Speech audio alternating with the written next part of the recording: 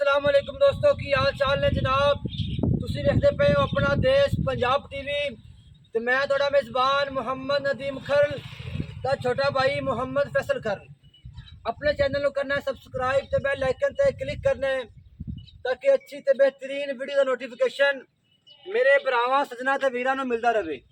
हमेशा की तरह भरावां वास्ते मेहनत करके सफ़र करके नीली दे जानवर लैके आने अज भी भरावां वास्ते प्योर नीले जानवर दरिया तो लभ लभ के भरावां वास्ते लैके आए वां। कैमरा मैन साहब भरावां नूं तसलियां करवाण के जनाब दूसरा वारा पिछे कट्टी लैने देने हमेशा तरह मुकद्दर होंदे ने। जानवर का आर्डर क्वालिटी चेक करना माशाल्लाह फुट बाहर कट्टी फिरदी है मुठ भर थाने माशाल्लाह लैने देने हमेशा तरह मुकद्दर होंदे ने। कैमरा मैन साहब तसलियां करवा रहे हैं जनाब। जानवर की नस्ल जानवर की ज़ात मेरे भरावां ने खुद वेख लेनी माशाल्लाह। पिछले दोवें पैर धोते हुए अखां चिट्टियां सफ़ैद मन दियां माशाल्लाह जी। जानवर का खुडा पुट्ठा हड्डी डाका मेरे भरावां ने वेख लैनी ने माशाल्लाह। जानवर नूं नस्ल पूरी है, जानवर नूं ज़ात पूरी है, जानवर नूं खूबसूरती पूरी है माशाल्लाह जी। तसलियां मेरे भरावां ने करनी ने माशाल्लाह। सारियां गल्लां मालक नूं पुछांगे सार तो लैके दुन्नी तक ते दुन्नी तो लैके सार तक माशाल्लाह जी। मेले लाई फिरदी है दोवें पैर धोते हुए पिछले माशाल्लाह।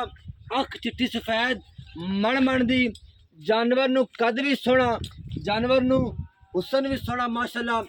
कन भी चेक करने ने माशाल्लाह। गिट गट पशम करना मेरे भरावां ने वेख लेनी है तसलियां करनियां ने मेरे भरावां ने। कैमरा मैन साहब तसलियां करवा रहे हैं जनाब। बाकी सारियां गल्लां मालक नूं पुछांगे मालक दी ज़बानी भरावां नाल होणगियां इंशाअल्लाह। तसलियां मेरे भरावां ने करनियां ने। जानवर बड़ा लाजवाब जानवर बड़ा सोहना माशाल्लाह। और नीली का जानवर है नीली का प्योर नीली का दरिया के उत्ते खड़ी है दरिया की खंभ से खड़ी है माशाल्लाह। बड़ा ही खूबसूरत तो बड़ा ही नफीस दोनों का भाई खोलो दोनों का खोलो कट्टी माशाल्लाह जी। टोर चेक करनी माशाल्लाह। बड़ा ही खूबसूरत बड़ा ही नायाब बड़ा ही बेहतरीन जानवर माशाल्लाह। नीली दा दूजे जोटी मगर कट्टी माशाल्लाह। जानवर दे विच कोई ऐब होवे कोई मसला होवे कोई वादा घाटा होवे असी जनाब ताबेदार ते देनेदार। कट्टी भी विखाओ कैमरा सब भाई बाहर कट्टी भी विखाओ फिर बाकी गल्लां करने मालक नाल माशाल्लाह जी। बड़ी बरीक चमड़ी दी माशाल्लाह बड़ी ही नायाब टिश्यू पेपर वर्गी माशाल्लाह। चेक करो बड़ा ही खूबसूरत और बड़ा ही नायाब माशाल्लाह जानवर। कट्टी कट्टी ओ खड़ी सामने जी ए जनाब मार कट्टी है कदों सोई है सोई ने आज तीसरा दिन है माशाल्लाह। साइडा दी बिरला में चेक करा दियो कैमरामैन साहब साइड बिरला माशाल्लाह जी। आओ हाँ भाई इत्थे आ जाओ गर्मी है वीडियो लंबी ज़्यादा हो जाती है इत्थे आ जाओ। हाँ जी जनाब। अस्सलाम वालेकुम भाई। वालेकुम सलाम। की हाल ने भाई? ठीक ठाक। की नाम है मेरे सामने देखो की नाम है मेरे ब्रादर हाजी सदाम। हाजी साहब माशाल्लाह माशाल्लाह जी। कितना सुआ है? दूसरा वारा भाई दूसरा मगर कट्टी है कट्टी सूई नो 3 तो 4 दिन हो गए। हाँ जी। दुध कितना करे सी? दुध ठंडा 12 किलो गडवी मार दो गडवी मार के सामने देखो ना। हाँ जी हाँ जी गडवी मार के 12 लीटर पक्का। कोई मेरा भरा दोस्त जरा है उत्ते आग चो लवे मौके ते 4 बारी चोवे 5 बारी चोवे कोई इशू कोई वादा कर मसला कोई मसला नहीं। जानवर दे विच कोई मसला समझ मसला छट्टा फुआरा वादा घड़ जी तू दिल कर थान फात बंदे ने उत्तू फात चोई थल्लू फात जी तू दिल कर ते फात चोई रखेगा। अच्छा वादा घाटा होवे छट्टा होवे मां दा मुकम्मल होंदा गड्डी दा किराया पर दिसा।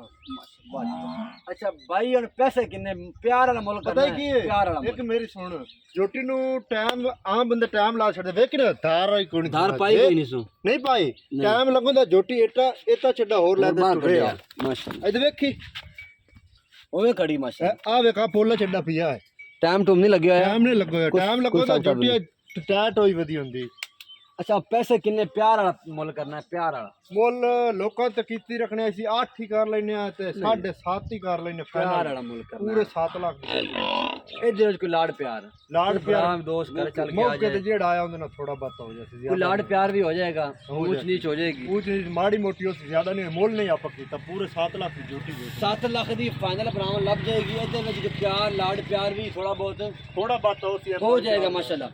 नंबर नोट करना है जनाब 0300 097 58 51। वीडियो अच्छी लगी थी वीडियो लाइक कमेंट तो शेयर लाजमी करना जनाब। पाकिस्तान जिंदाबाद, पाक फौज हमेशा जिंदाबाद।